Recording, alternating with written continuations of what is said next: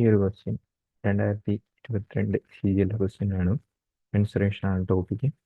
Question ഇതാണ്: A solid cube of side 8 cm dropped into rectangular container. ഒരു rectangular കണ്ടെയ്നറിൻ്റെ അകത്ത് ഒരു സോളിഡ് ക്യൂബ് ഡ്രോപ്പ് ചെയ്തു. ഒരു ടാങ്കിനകത്തോട്ട് ഒരു ക്യൂബിൻ്റെ കട്ട ഇട്ടു. അപ്പോഴത്തേക്കും സ്വാഭാവികമായിട്ടും അതിനിടുന്നതനുസരിച്ച് വെള്ളം പൊങ്ങുമല്ലോ. അതൊരു പർട്ടിക്കുലർ ഹൈറ്റിലോട്ട് പൊങ്ങിയിട്ടുണ്ടാകും. അപ്പോൾ ആക്ച്വലി ആ ഒരു ഐറ്റത്തിനെ ബേസ് ചെയ്തിട്ടുള്ള ക്വസ്റ്റ്യൻ ആണ് വരുന്നത്. ഓക്കെ, അപ്പോൾ ക്യൂബ് ഇട്ടു, അതിൻ്റെ കണ്ടെയ്നറിൻ്റെ length 16 then breadth 8, height height 15, partially filled with water. Okay, the cube is completely submerged in rise of water level.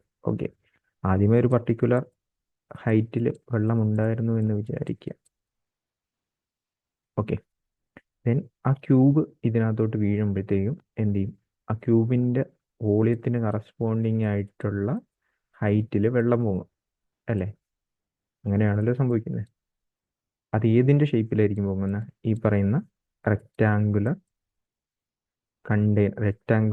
ഷേപ്പിലായിരിക്കും പൊങ്ങുന്നത്. Means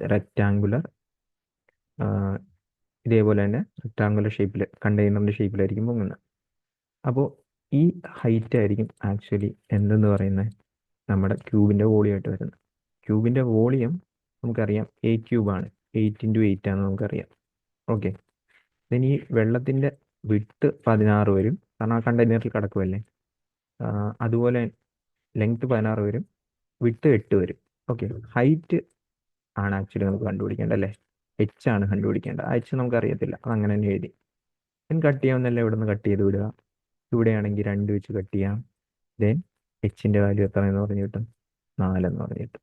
so 4 ആയിരിക്കും ഈ ഒരു ക്വസ്റ്റ്യൻ്റെ ഫൈനൽ ഔട്ട്പുട്ടായിട്ട് വരുന്നത്.